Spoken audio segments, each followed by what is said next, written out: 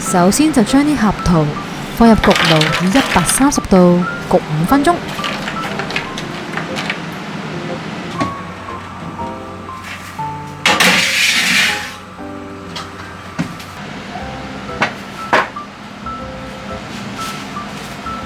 跟住落嚟嘅步驟就係用手將合桃一開四，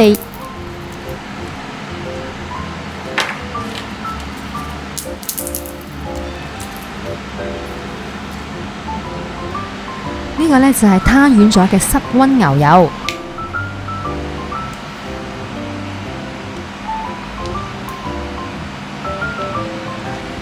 然後就用刮刀將牛油搓軟。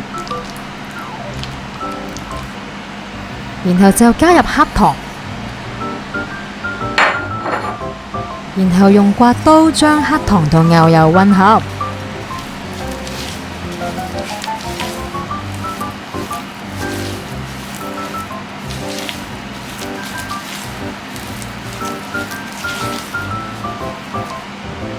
黑糖同埋牛油搞到完全混合之後呢，我哋就會分3次加入雞蛋。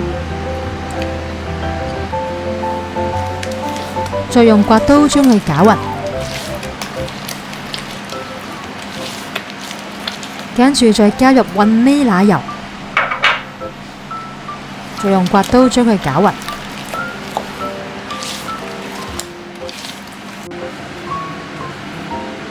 然後將麵粉過一次隔篩。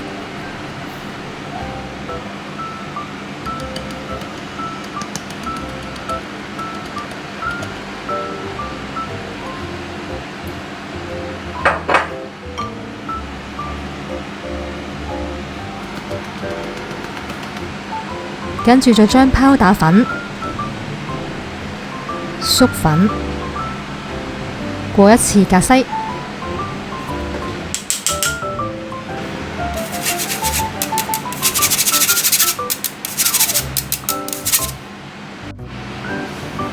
然後用刮刀將佢攪勻。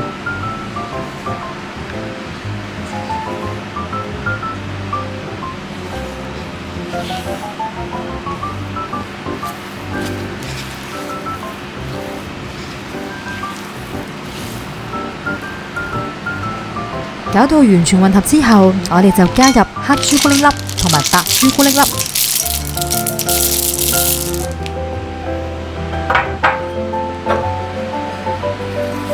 然後再加入頭先已經搣碎咗嘅合桃粒，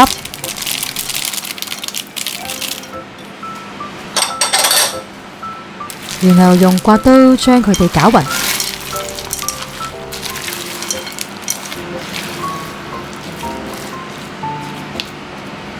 跟住就將呢個曲奇酵搓成波波，咁每個波波呢就係80g一粒。搓好波波之後，就放入雪櫃雪1個鐘定型。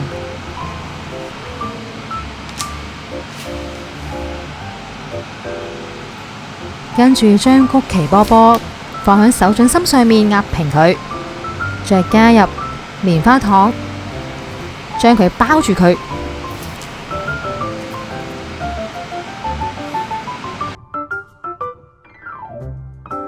跟住就可以放入焗爐焗啦。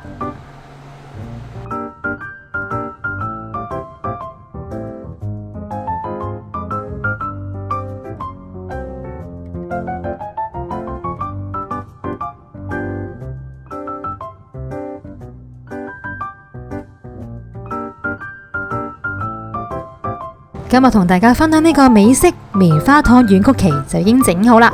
如果大家中意我哋呢條片嘅話呢，就記得俾個 like 同埋訂閱我哋嘅 channel 啦。咁下次再同大家再見，拜拜。